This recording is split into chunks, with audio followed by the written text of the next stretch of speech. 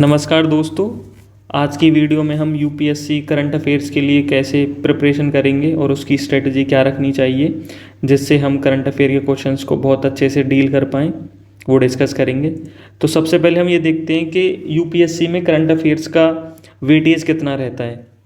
अगर मैं 2024 की बात करूँ अगर मैं वेटेज की बात करूँ तो यूपीएससी 2024 में 12 से 15 क्वेश्चंस करंट अफेयर से पूछे गए, 2023 में 8 से 10 क्वेश्चन, 2022 में 10 से 12 और 21 में 8 से 10 क्वेश्चन पूछे गए। अगर इसमें से देखा जाए तो 50% क्वेश्चन ऐसे हैं जो डूएबल हैं, जिनको आप कर सकते थे, लेकिन फिर भी जो 50% क्वेश्चन हैं वो काफ़ी टफ रहते हैं और उनको आप काफ़ी एफर्ट्स डालेंगे तब जाकर आप उनको कर पा रहे होंगे।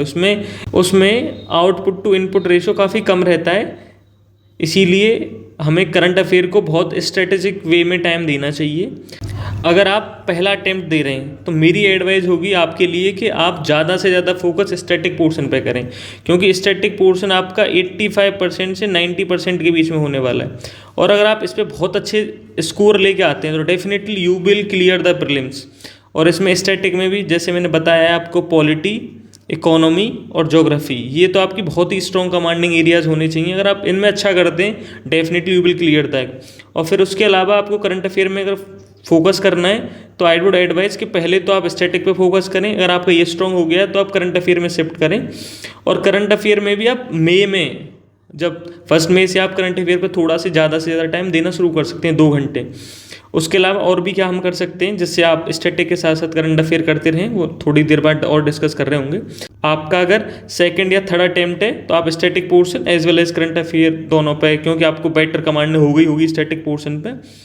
लेकिन आपका सेकंड या थर्ड अटेम्प्ट है, लेकिन आपका जो स्कोर है जो कट ऑफ से मोर देन 20 नंबर से छूट रहा है, तो मैं फिर भी आपको एडवाइस दूंगा कि आप स्टैटिक पे ज़्यादा फोकस करें। आप यही समझें कि आपका भी पहला ही अटेम्प्ट है, आपका बहुत ही कम मार्जिन से छूट रहा है, इसका मतलब आपका स्टैटिक ठीक ठाक है, आप करंट अफेयर पे भी ध्यान दे सकते हैं। तो करंट अफेयर में आपको क्या क्या चीज़ें करनी चाहिए। अगर आप लास्ट ईयर के प्रीवियस ईयर क्वेश्चंस देखेंगे तो आप पाएंगे कि जो करंट अफेयर है जनरली ज्योग्राफी से आती है। ज्योग्राफी में भी वो एरिया जो काफ़ी कॉन्फ्लिक्ट में रहते हैं, जैसे वेस्ट एशिया एंड अफ्रीका, काफ़ी टर्मोइल चल रहा है इस वाले रीजन में।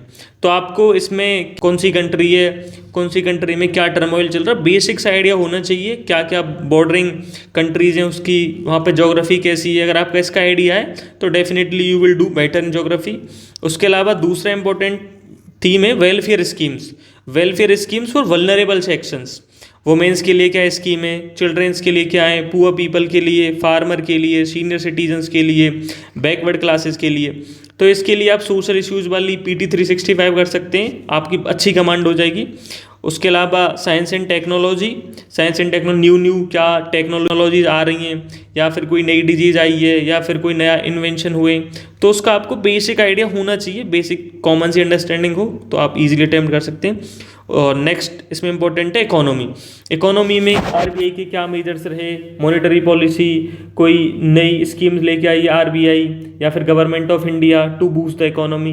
तो budget, monetary policy as well as the fiscal policy के बारे में बेसिक अंडरस्टैंडिंग है तो आप इकोनॉमी में अच्छा कर सकते हैं। आपको इकोनॉमी की जब PT 365 पढ़ें तो आप ये थोड़ा ध्यान रखें कि जो इंपॉर्टेंट चीज़ें वही आप करें। तो करंट अफेयर के लिए आपको सोर्सेज क्या रखने हैं, तो फोरम IAS का अगर आप सिमुलेटर एग्जाम लगाते हैं तो उसमें वो हर एक क्वेश्चन में 10 से 15 क्वेश्चन करंट अफेयर के देते हैं। और फोरम IAS की सबसे अच्छी बात ये है कि जो वो एक्सप्लेनेशन देते हैं उसमें वो सोर्स को भी मेंशन करते हैं। तो आप जो करंट अफेयर वाला क्वेश्चन है आप उसके डायरेक्ट सोर्स पे जाएं, ऑथेंटिक सोर्स पे जाएं और वहाँ से उस क्वेश्चन के बारे में थोड़ा और डिटेल में पढ़ें, क्योंकि प्रीलिम्स के लिए बहुत ज़रूरी होता है कि आप थोड़ा और डिटेल में चीज़ों को जानें। या विजन IAS का अभ्यास का पेपर लगा रहे हैं तो उसमें जो करंट अफेयर के क्वेश्चंस आए उनको आप एक बार खुद से ऑथेंटिक सोर्स से पढ़ लें, जिससे आपको उस टॉपिक के बारे में अच्छी अंडरस्टैंडिंग हो जाएगी। या फिर आप फोरम IAS का SFG लेवल 2 दे रहे हैं, तो अगर इसमें डेली जो है 10 क्वेश्चंस करंट अफेयर के आ रहे हैं तो आप इन करंट अफेयर के क्वेश्चंस को डेली करें, चेक करें कि इसके ऑथेंटिक सोर्स क्या हैं और क्या किस वजह से ये क्वेश्चंस पूछे गए। तो ये 50 टेस्ट हैं तो आपके पास 500 क्वेश्चंस हो जाएंगे करंट अफेयर के। और मैं 100% श्योर हूँ आप नियरली 50 to 60% करंट अफेयर के क्वेश्चंस इनसे कर पाएंगे, बशर्ते आपने उनको और डिटेल में जाके चीज़ें खुद से कराएं। मैं इसलिए क्यों बोल रहा हूँ कि आप ऑथेंटिक सोर्स से पढ़ें। आपको यूपीएससी क्वेश्चन मेकर के माइंडसेट को समझना होगा कि वो क्वेश्चन कहाँ से बना रहा है। जो क्वेश्चन बनाने वाला है वो कभी किसी टॉपिक को डाल के बाद में यूपीएससी नहीं लिखेगा, या फिर वो किसी दृष्टि आईएएस या फिर किसी कोचिंग आईएएस नहीं डालेगा कि जिससे वो वहाँ से जाके पढ़ेगा, उसके कंसाइज मटेरियल को पढ़ेगा। वो नहीं, वो क्वेश्चन बनाने वाला क्या करेगा, वो एक ऑथेंटिक सोर्स पे जाएगा, जो उसकी ऑथेंटिक साइट है वहाँ पे उसे अपना वो कंटेंट पढ़ेगा और वहाँ पे वो क्वेश्चन बनाएगा। अगर हम वही ऑथेंटिक साइट हम ही खुद पढ़ें, हम इजीली आइडेंटिफाई कर सकते हैं क्या इंपॉर्टेंट टॉपिक्स हैं और क्या नहीं है।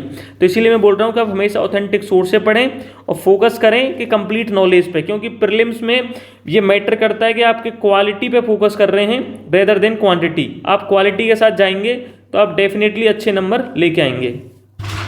दूसरा सोर्स, आप विजन का PT 365, इकोनॉमी आपको सेलेक्टिव पढ़नी है, ज्योग्राफी प्लेसेस इन न्यूज़ काफ़ी इंपॉर्टेंट है, एनवायरनमेंट पे आपको सेलेक्टिव पढ़ना है, इसमें आपके लॉ कोई नए न्यू लॉज आए हैं, कोई अमेंडमेंट आए हैं, नेशनल पार्क, वेटलैंड्स, स्पीसीज, तो आप इनके बारे में थोड़ा आइडिया रखें, यूपीएससी से पूछती है। और science and technology. Hope you find this video useful. If you find it, please like and subscribe the channel, it will motivate me. Thank you for watching.